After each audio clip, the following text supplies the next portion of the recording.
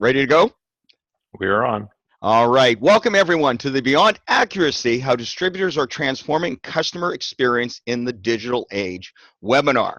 I want to remind everybody that this is a 45-minute segment, and we'll try to stick to that tight timeline. I also want to suggest to you that this is certainly going to be one that hopefully is going to be interactive, which means I would invite you to avail yourself of both, not just the Q&A facility, but also the chat room. There'll be some polls and other things we'll look for in terms of your feedback. And while at the end there will be a brief Q&A, again, feel free to connect with us and the panelists throughout this entire webinar. Now, to start, I just want to thank our facilitator and sponsor of this webinar, QSTRAT, a proven solution quotation management for the distribution world. As you can see, beyond an impressive list of clients, they have a great deal of experience, 15 plus, in providing innovative quoting solutions, delivers a cloud-based SaaS solution with reliable 24/7 availability and other such matters. And I know at the end of the webinar, you'll receive a note and additional information. So again, thank you for QSTRAT. Now let's get to our panelists. Again, because time is short, I want to first of all welcome Brent Lalonde, Global Supply Chain and Operations Executive. You know, Brent, rather than reading off the screen, maybe if you could take about 30 seconds just to give us a little bit of your background. Sure. Good morning to everybody. Thanks for having me. Very happy to be here. So as you mentioned, John, longtime supply chain operations professional. I've worked in both manufacturing and distribution environments. Each have their fun parts and their challenges, as everyone knows. My background, heavy emphasis on global sourcing of specialized components that end up in various OEM channels. And I am a devout Michigan State Spartan, so I'm looking forward to the weekend and hopefully advancing in the big tournament. Go Spartans. All right. Thank you for joining us, Brent. Next, I'd like to welcome Paulo Del Nobledo. Paulo, it just seems we saw each other not that long ago in Toronto at Activate Digital 2019. I know who you are, but for those who may not, could you share a little bit of background with us?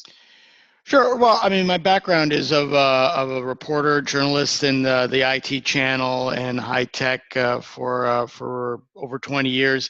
What I really am is a channel advocate. I'm now running the channel at Jolera. We're an as a service vendor of security and storage and help desk and anything else that you can think of. We can provide it as a service for the channel.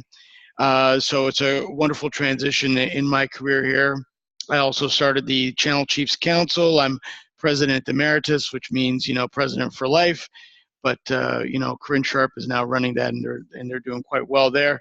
And yeah, I ran Computer Dealer News for 17 years and love the channel, and great to be with you. And Mr. Lalonde, Morris Peterson was on the radio this morning, and he also feels that State's going to win as well, and he was on the last team that won the national championship, so maybe that'll bring you some good luck.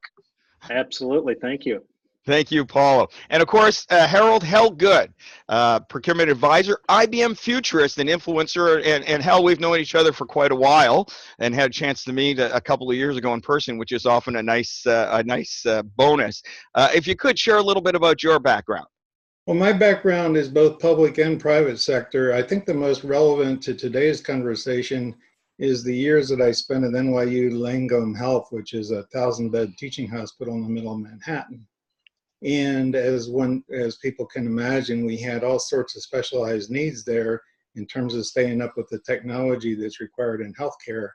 And we needed it, everything we needed, that was of a critical nature, we needed yesterday. And so we were always looking at the cutting edge of how we could improve our ability to get what we needed, and at the same time emphasizing accuracy, all the reputation management things that are involved with those sorts of things, the things that you have to do in medical procedures and so forth. So it was a very high stress environment.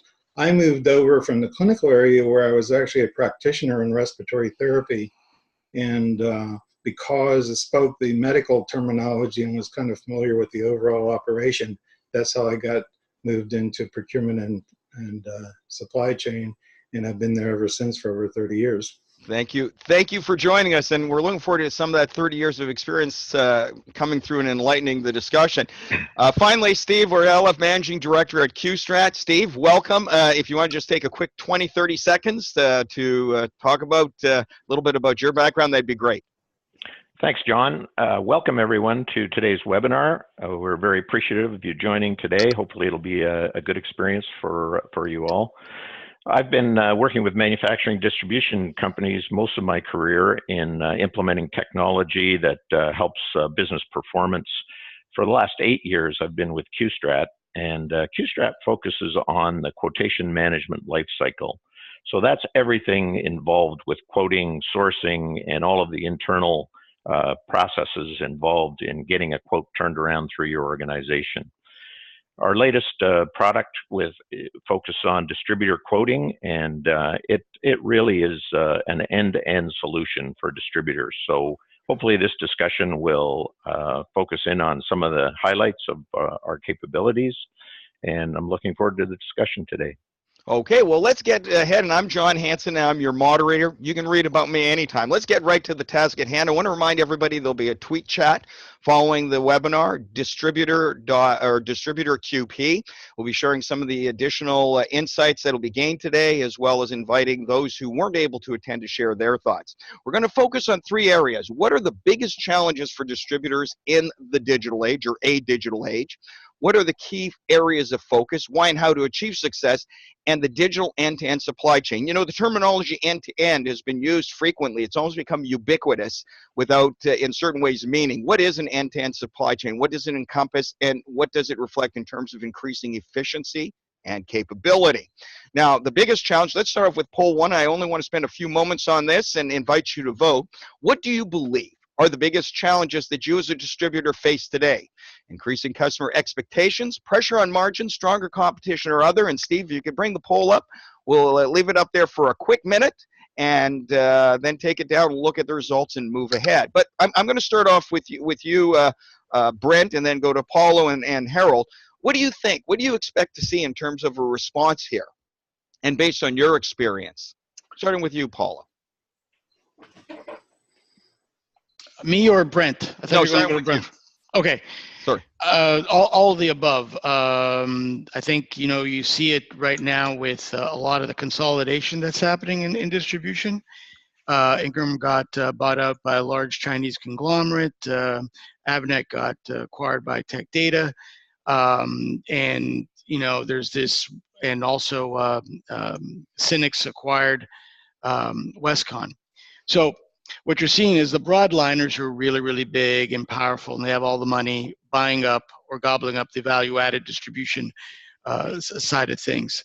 And so that is a clear sign that there is some competition, because competition is coming from Amazon, because Amazon has a cloud marketplace where software basically that can, you know, be taken down from the cloud is available at a moment's notice, and it's updated all the time. So that's a key thing, because that's something that distribution used to do, and they're just not as fast, as swift as Amazon is. Amazon's also like bringing in lots of products that are standalone, don't need to be configured like the distributors do. Margin pressure on distributors is not a new thing. They've always struggled with this. I believe anything that's under $150 they lose money on. And yeah, customers, especially with this millennial phase that's coming in there, they want a great experience. So I'm going to say all the above. Okay, so and Brent, I want to roll it over to you, because you've had the benefit of being on all sides of this distributor equation, based on what Paula was saying: pressure on margins, increasing customer expectations, and we're going to touch on briefly how it's easy for clients to switch now, low cost of switching. What do you make of what Paula said, more or less these types of issues? Are these pretty much encapsulating them all, or are there others? Yeah, I think Paulo's response was spot on. I was definitely going to say all the above as well. I think the big thing I would point to, 30 years ago when people were looking at distributors, they would look through a phone book, right? And today there's a lot more transparency with who's out there. There are a number of people that do very similar things, and they all need a competitive advantage to win and sustain those wins. So everything's transparent now, especially as it relates to cost. Your big OEMs, particularly in the automotive the big tier suppliers. They require cost transparency, year-on-year cost savings, regardless of headwinds in the marketplace. In the end, supply chain management is almost a no-win proposition. Having what you need when you need it at the right cost to win the business is nearly impossible in many cases. So that's what I would add to what Paulo said. It's definitely all the above. It'll be interesting to see what wins the poll, but all of these things are contributing to making it harder to be a middleman in the channels that we're talking about today. All right, and before I get to you, Harold, Steve, I want to go to you. Have we had any responses yet? Yes, we've got about 50% of folks who have voted so far. So maybe what we'll do is close in another 30 seconds. Harold, within the context of your 30 years of experience, broad spectrum understanding of the marketplace, if you look at these, are these things uniquely indigenous to the distributor world? How much of these overlap with regards to the general procurement world or the supply chain world? I think they overlap almost completely. And while they may be more important in some worlds than other, I think that they overlap and they have significance in all the world. And from a procurement point of view, that I agree with what was said, that they're all important. But from a procurement point of view, if you look at the fact that in today's world, everybody's kind of almost their customer, internal and external, meeting customer expectations at whatever level you talk about is a big issue. So I'd be interested to see where that comes on our survey. All right. Now, Steve, why don't we close off the poll and then give you the last word in terms of the results? Okay.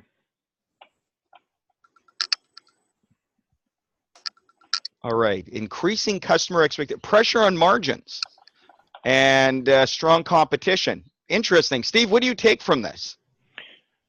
So what I see is pressure on margins. Everyone's trying to take cost out of the system, and both at every level of the supply chain.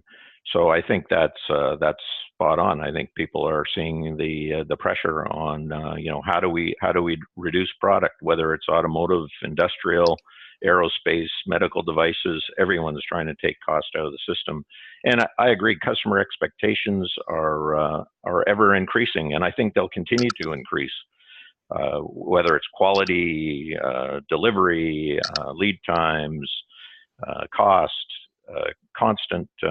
there'll be constant pressure on from customers on what they expect of their suppliers.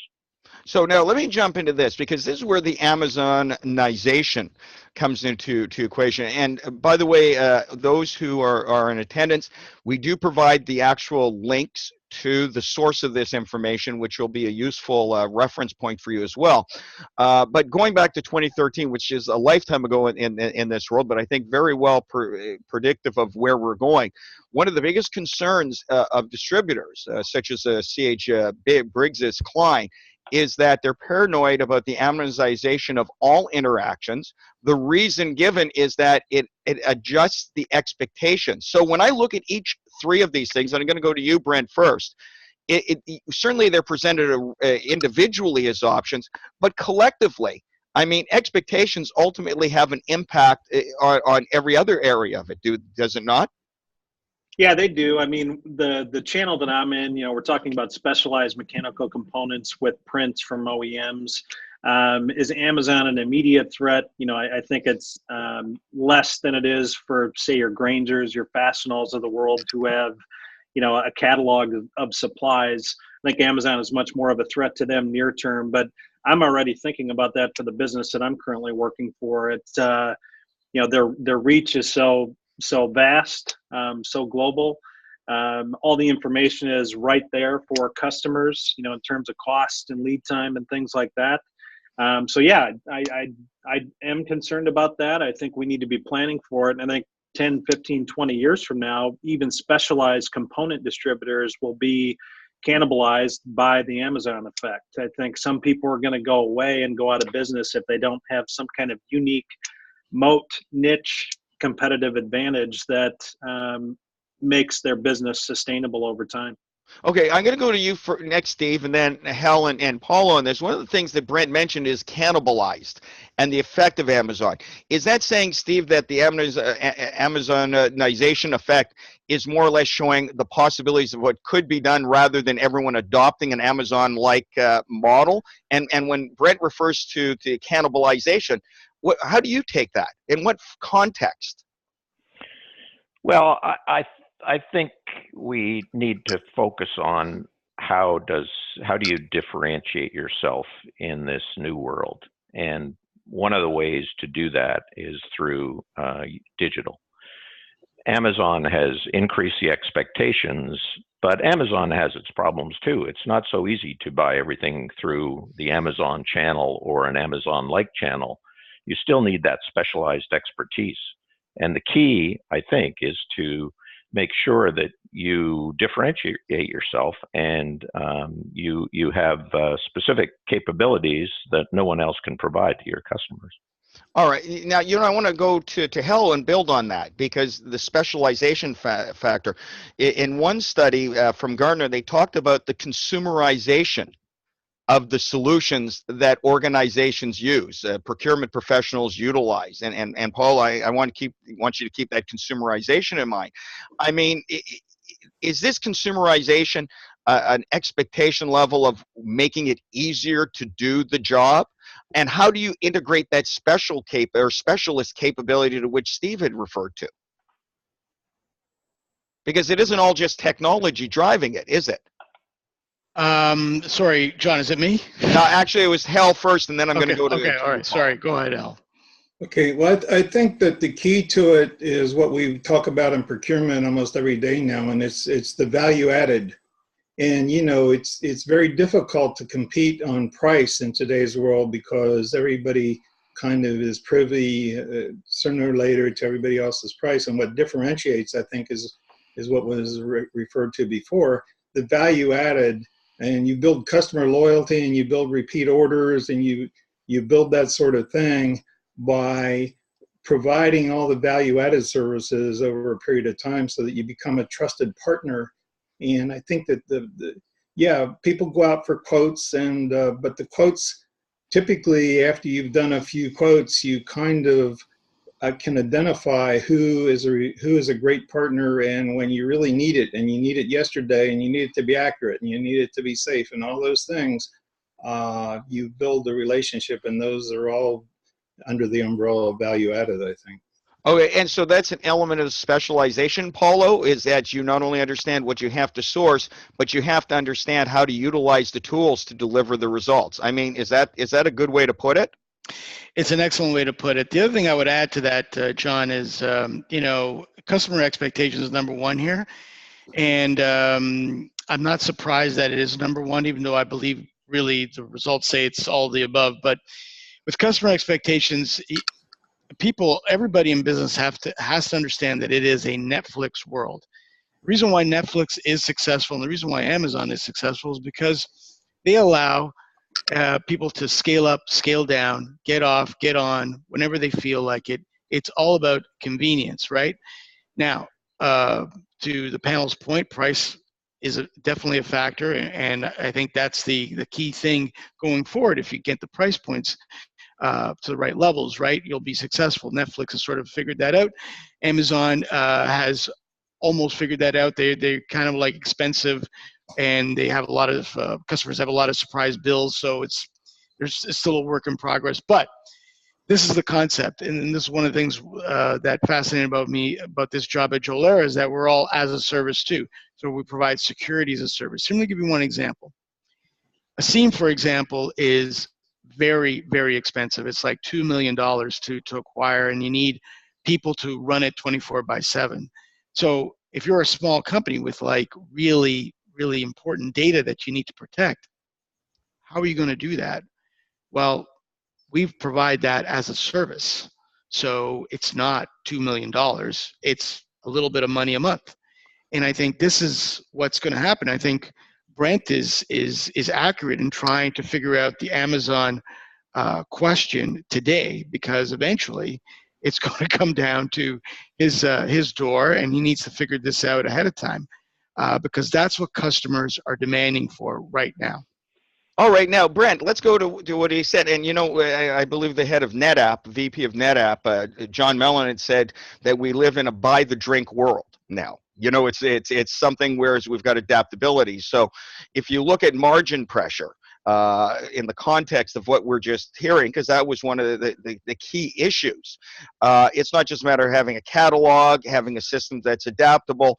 I mean, how does this tie into to protecting margins? How does the amortization effect lead to becoming more, does it create greater efficiencies? Does it move us away from spreadsheets? And we talked about this earlier. What exactly happens? How do we get better margins and extract better margins through automation?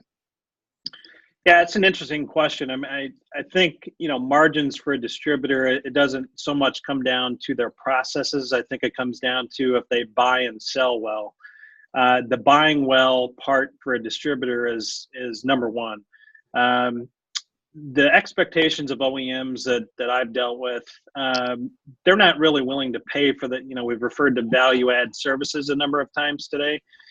They might nod and smile and say, yeah, that's nice, but ultimately they're not going to pay for it. So somehow it's incumbent upon the distributor internally to figure out how they're going to get their margins to where they need them to be, and work through that creatively with their manufacturing partners, because they're not going to make up for it on the sales side if they want to be selling product. So kind of a loaded answer to your question, but the automation and the integration to help the process of quoting definitely saves soft cost savings for a distributor, but ultimately it comes down to buying well and selling well. And I think back to Paulo's point there, for me to make this thing work long term, we've got to buy better than anybody in order to make this work. And in order to buy well, what helps that is an integrated solution like a QSTRAT. See, now I want to go here, and Hal talking, and I'll go to you momentarily, but Steve, I want to go to you because this is one of your case studies. You talk getting more work done with higher quality results without the application of additional resources. Traditionally in the procurement world, and Hal, I think you'll probably agree, at least the old mindset is you negotiate the best possible price you can from your suppliers and squeeze them, and you find those dollars in there.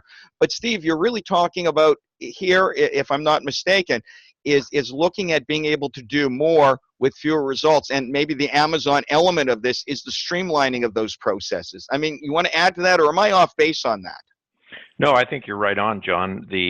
I see two things. One is, the cost reduction flows downhill.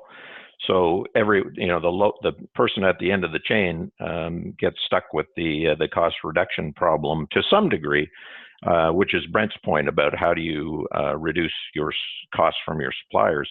But there's a tremendous amount to do within your own internal organization in terms of improving efficiency and taking cost out of the system within your internal supply chain, if you will. And where we try and help our customers is within the quoting process. How do we eliminate the non-value added tasks? How do we make the folks who are doing their work in whatever part of the organization focused on high value tasks as opposed to paper pushing and clerical tasks? Okay, now, this interview, and Hal, I just want to take a few seconds on here, and this is where it gets into a buyer's market.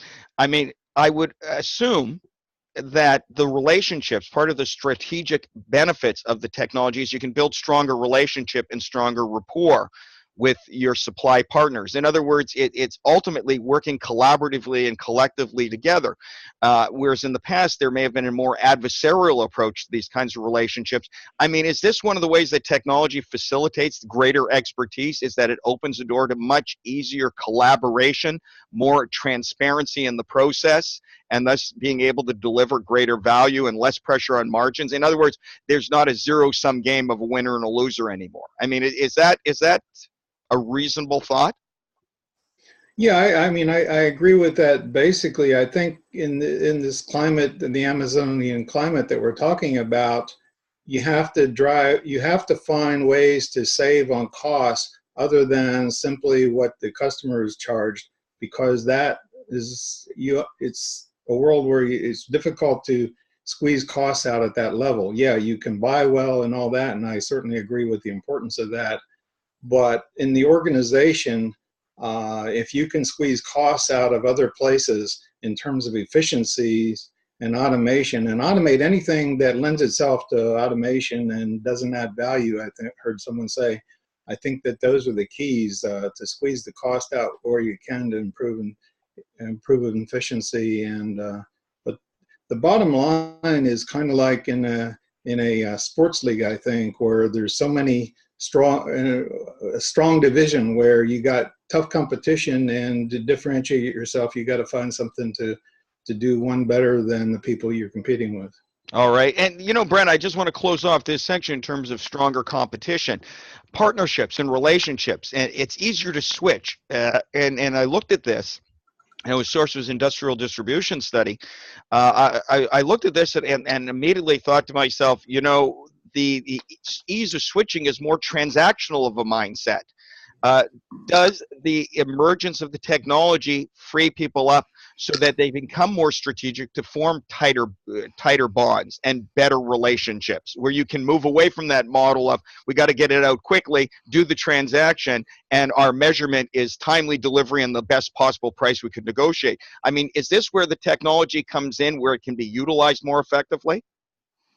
Yeah, I mean, there's a whole lot to unpack there. I think as it relates to partnerships, you know, tools like this definitely contribute to more people at the party and that ease of transition, right? The reality is, for a lot of industries that I've played in, is you can't easily change suppliers because you have to jump through a lot of hoops of fire in order to get that approved to customers and that sort of thing.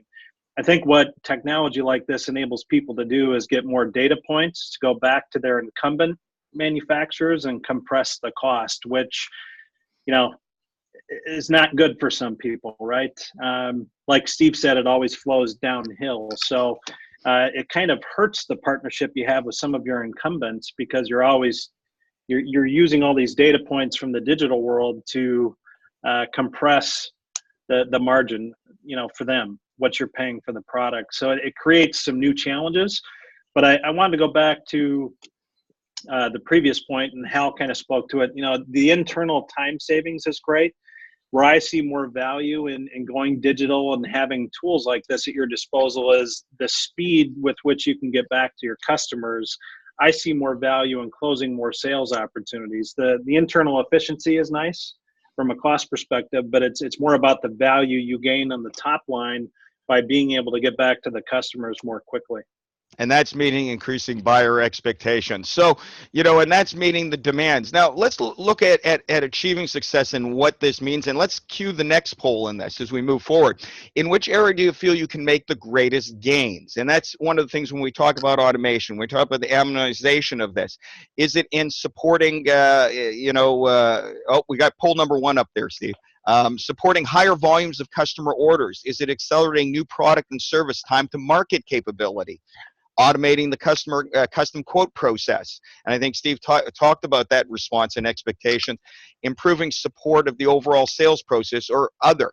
So we're going to pose this and leave it open for the minute to give you a chance to respond. And Steve, I'll leave in your hands to let us to monitor that minute and then post the results. So looking at these results, and this time I'm going to start with you, Brent, and go to Paulo and then Harold. What do you think, from your standpoint of being a practitioner side and then on all avenues of this problem? What do you think is, I don't know if it's safe to say which is going to be the most important, but certainly which do you think is going to be the most pressing? So I would point to 3 things. The big thing I experienced myself through a tool like QSTRAT is the ability to handle more volume. You can more easily as a team cross-functionally process more quotes, and you can do them more quickly, which is huge, which is, you know, kind of points to one of the points I raised earlier, speed to market with the quote itself, which in the distributor world, if you can get back first, you know, your probability of closing the opportunity goes up exponentially. 2, kind of automating the process creates standard work in your quoting process internally, which has many, many benefits. And number 3, and one that I really harp on, is it gives you a pool of data to always pull from. To give you some examples, you know, you can look at product categories, customers, suppliers that you use to quote with, and look at closing percentages over time. which it's actionable data and creates a bigger sample size of data for the team to use going forward to more selectively quote things. So you can use all the data from a tool like this to evaluate new business opportunities and say, yes, we want to look at that, and here's why. The data tells us this. Or no, we're not going to quote that because through the use of a QSTRAT tool, we've quoted this item 200 times over the last year. We've won 0 of them. So I think it positions you to more strategically tackle new business opportunities and focus more on the right things. All right. Paulo, listen to what Brent had to say. Did he cover the spectrum, or would you add anything? I would agree with everything he said, and I sort of stole my thunder about speed to market because I totally agree with that. The only thing I would add is the supporting of higher custom orders. Anytime custom gets into it, you add to the complexity. You increase your cost. You lower your speed to market. So one of the things that I would suggest everybody does is sort of like create the package, make it as rapid deployment as possible, and make it easy to consume, right? Again, going back to my point from the beginning, as a service. Let me give you one consumer example that just came up earlier this week. Burger King is offering coffee as a service, $5 per month, all the coffee you can drink. Why are they doing that? They've obviously figured out, this is one way to compete against Starbucks, which, has a higher priced item, has more complexity to it, but it delivers better quality, right? So those are all custom type orders. So one way to sort of compete with that is by being more rapid, being more velocity based, and lowering your price and still providing a service, which is drinking coffee. All right. So before we get to Hal, Steve, do we have any poll results to share? We've got about half of the respondents at this point. Maybe we'll give it another 30 seconds. Okay. So folks, if you could vote, that'd be great. And then what we'll do, because again, time is quickly passing us here, and great conversations, it usually goes like that. I'm sure we could all spend the next hour talking about this. We'll focus on the number one choice specifically to discuss. Hal, looking at these particular options, and one of the things that both Brent and Paulo said to me that stood out from the speed to market standpoint, doesn't that bring us full circle back to what we talked about earlier about buyer expectation, customer expectations, is now we expect a more instantaneous response than perhaps in years past because of our experiences in our private lives using, let's say, Amazon. Yeah, I couldn't agree more. And I think that, the key to it is we've referred to it collectively in so many different ways, but it boils down to automating everything that we can automate to create the time to address the specific needs that add value at one level or another. And I think that's the key to it, just as you so well described, John. Perfect. All right, Steve, I think we're ready. Okay, here we go. Okay. Be able to see the results. Higher volume, accelerating new product service, automated customer process, seamless conversion, improved support of overall process. So we had a number of people responding on a couple of areas. Out of these, and one of the things that I think is that why don't we focus on accelerating new product and service time to market capability? Well, all of these are important, and we'll cover those and be available on the on-demand version on the slides with the research. I think time to marketplace seems to be the one that our panelists have indicated are the most successful or the most important part of the equation. Are we all in agreement with that?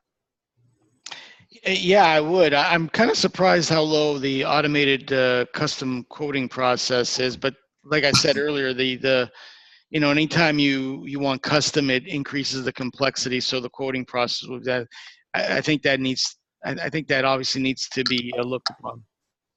All right. So you're a little surprised by the result.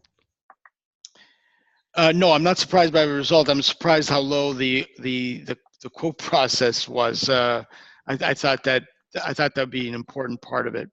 What do you think, Brad? How do you explain these results? Yeah, so the only clarification I want to make is what I was referring to in terms of speed to market was purely the quoting process, which can take a very long period of time if you have a complex opportunity before you. If you're able to quote the opportunity faster, your probability of getting it goes up exponentially. That was my point. The lead time or the speed to market with the actual product or service in the world that I live in is kind of what it is. It's incumbent upon the distributor to figure out that part of it. But one of the hardest parts is getting the sale to begin with. And that's really what I'm focusing on with an integrated tool like this, is positioning myself to get more of the opportunities by doing it faster, being the first one back to home when mom rings the bell for dinner on a new business opportunity. So the lead time portion of it, the manufacturing portion of it, the supply chain portion of it is still a mountain to climb after you get the sale. Okay, now Steve, I want to go to you. Sorry, Hal, and I'll bring you into this, but again, with your ears and background here, we have two elements of speed here. One is the speed of quotation, because I guess it's safe to say, Brent and Paulo, is if you don't get the sale, the time to market is not a relevant point. But there's also the speed factor there. So in these two elements of I'll use the term again, of speed, I mean, how do you respond to the results? I think from a speed perspective, definitely I can see where the results are coming from. Personally, I like the final answer, improved support of the overall sales process, because I think this is where you win your business. If your account reps are confident that they've got good data behind them to be able to justify what they're quoting, they're going to have a better opportunity to close the business. And in my mind, this is where a tool like ours can really help. Okay, here, so Hal, I'm going to go to you here because Steve mentioned the confidence in the information behind there, and looking again, taking your pool of 30 years of experience. I mean, what would lead to the lack of confidence? What's the difference with the emerging technology today versus past technologies that would facilitate that greater confidence in the accuracy of the information provided? I think there's so much information now that we take for granted because it's available. But I think what I agree with what Steve said wholeheartedly. And I think part of the key to why that one component is so high and the automated custom quote process is so low is that in our subconscious, we recognize this important point. You can't take the human element out of it completely. And so I think that ranking that down is just because it kind of doesn't address the human element. And I think that the category in terms of the overall support of the sales process brings that human element back in, enhanced by all the data and automation that we have access to. Now, I don't want to get too far off track on what you had said, but going earlier, we talked about the ease of switching costs. And Steve, I'll go to you, and then I'll go to you, Paulo, on this. Or Brent, or after Steve responds, anyone feel free to step in. But one of the things they're saying, the ease of switching costs, yet what Hal was talking about is the human factor, the interface, the expertise, all of those elements. I mean, how can we have a low switching cost yet they still maintain that there's an importance of those relationships and expertise? I mean, does that seem to be a disconnect, or am I missing something there? I think it is a bit of a disconnect. I mean, what you're trying to do is get your customer to have full confidence in your team and what you're providing. And I think, trying to make it easier to do business for your customer, make it easier for them to do business with you is pretty critical. If you've got that reliability and ease of operation within your organization, then I think that's a winning combination. Would anybody agree with that before we go on to the next section, or add anything to it? Yeah, I definitely agree with what Steve said. While things are more transparent and while the ability to change is heightened in today's world with technology, one big thing I've always emphasized with my procurement teams is, we're all human beings. When you need something from a vendor, pick up the phone, ask people how their weekend was. maybe I'm old school, but I firmly believe people are going to continue to buy who they like from, in addition to the quality, delivery, cost, innovation requirements of the product or service. So to me, it's balancing, you check all the qualifiers, but hopefully one of the winners for a long time is still how you treat your customers, how you treat your suppliers, and your ease of doing business, as I call it, is very high. I still think that's very important. All right. Let's go on to the next poll. Steve, you could put it up. We've got about 5 minutes left, and we want to cover this last section. But, what platform do you currently use to source and quote? Email and Excel spreadsheets, and we talked about spreadsheets earlier. Enterprise resource planning and the role of the ERP. How dominant is that in your current environment? Purchase to pay platform. Or a homegrown custom system, is something, Brent, that you had alluded to during our conversation, that there seems to be some of those that are out there as well. So we'll take a few minutes to, if you could, just about a minute or so to do the poll. And as we move ahead in terms of this, I want to ask about a true end-to-end system and what exactly it means. Are we dealing, remember the old monolithic, and Paulo, I'll go to you because of your media avenue on this. One of the things is that Gartner talked about the postmodern ERP era, where you had these overarching, centrally configured, centrally controlled solutions, which were supposed to do everything. How has that changed? How has that evolved in the Amazon era, in the era of the introduction of these new tools, not only cloud-based, but going to the edge? Well, I hearken back to what Bill Gates said sometime in the 90s, that a computer would be on everybody's desktop. I think that that's actually happened. You have information in your hand now with your smartphone, and information will be on your fingertips. He said those two things. So to me, this is a big data issue.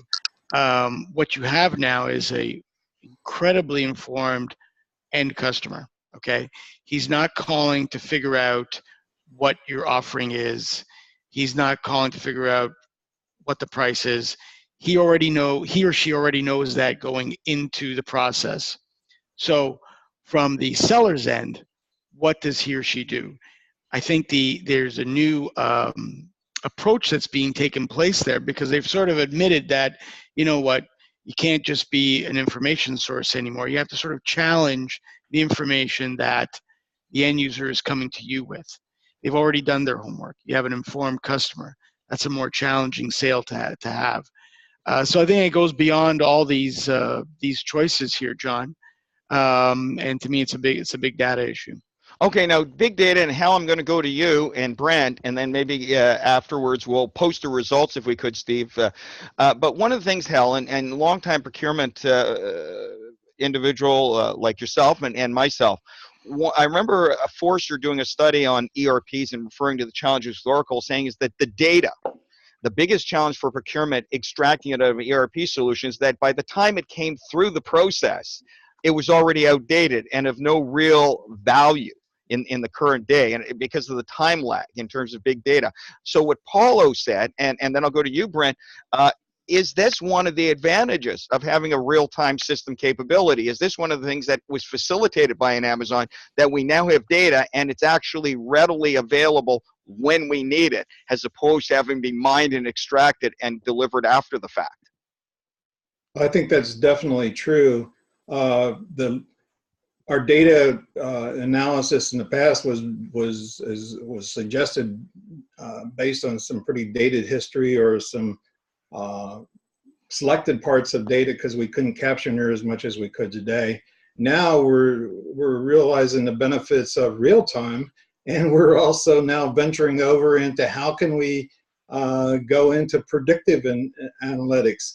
So I couldn't agree more that the value of real time is demonstrating itself in the world we live in on a daily basis. All right. Brent, anything to add to this? And then Steve, will go to you with the results and perhaps the final word. Yeah, just quickly, I would say, it would be nice if there were end-to-end systems out there. I speak from the vantage point of having spent a lot of time in a lot of the bigger ERP systems, smaller ones, multiple implementations, and also evaluating procurement spend analytics software. I'm not aware of any that exist out there. the biggest player is SAP, Oracle. There's a reason why big OEMs still use things like Ariba to send out RFPs, e-auctions, things like that. Salesforce on the CRM side wouldn't exist if there were, a true end-to-end solution with the big ERP players. So, I think there's a great place in the market for the Salesforces, the QSTRATs, Aribas. And frankly, having used all of them, QSTRAT was, a reasonable solution that provided more value than all of those. The ease of implementation was outstanding. So hopefully that answers your question, but I think there's always going to be tack-on solutions and not really ever a full end-to-end solution that fully works. All right. Well, the results are posted, and Steve, as the facilitator and moderator, and we're running close to that cutoff time here. Email and Excel spreadsheets still seem to top the day, even before ERPs and purchase-to-pay platforms. Based on everything we've talked about today and what our esteemed panelists talked about, and you're, of course, part of that panel, what is your takeaway from, first of all, the poll results, and in terms of what is a true end-to-end solution? So the poll results are interesting. I think it's what we see every day. There are a lot of organizations still using email and Excel spreadsheets as opposed to a fully integrated distributor quoting platform. I think the ERP and purchase-to-pay platforms, yes, absolutely. That's sort of what I would expect to see. They provide partial solutions to solve the overall problem. I think from a overall perspective, we coined the term quotation management lifecycle many years ago. And what that means to me is that you've got to look at your quoting process as an integrated solution from the time you receive a request from your customer through your organization to the time you send out a request to your supplier and back again. And all that data has to be integrated. And it all has to be available, and you've got to be able to analyze it to improve the performance of your business. And I hate to say it, but I think we're the only people out there that do the full gamut of that overall business process.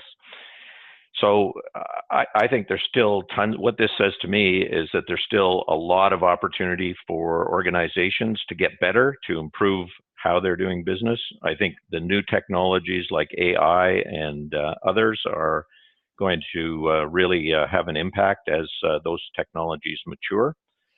But generally, plenty of opportunity to get better at what we all do. All right. Well, we've run a minute overtime, but I want to thank you, Steve, for hosting this and facilitating this webinar, and of course to our panelists, Paulo de Nobledo. Always fun to share the virtual waves with you and get your thoughts. Thanks, Hal, good. Again, the perspective of time and experience can never be underestimated. And of course, Brent Lalonde, given your experience on the front lines, added something to this discussion. So I want to thank everyone for joining us, and everyone, of course, staying with us. I want to remind you that there will be a knowledge paper that will follow this webinar that will be sent out to you based upon some of the key highlights that we've discussed, and that'll be coming out over the next week or two. And just thank you for joining us today. The on-demand version or link to the on-demand will be available, and we encourage you, when you receive it, to not only review it, but to share it far and wide. And on that note, I'll turn it over to our host and facilitator, Steve, to do the sign-off. Thanks very much, John, and thank you everyone for joining us today. We hope you found it interesting and informative, and enjoy the rest of your day.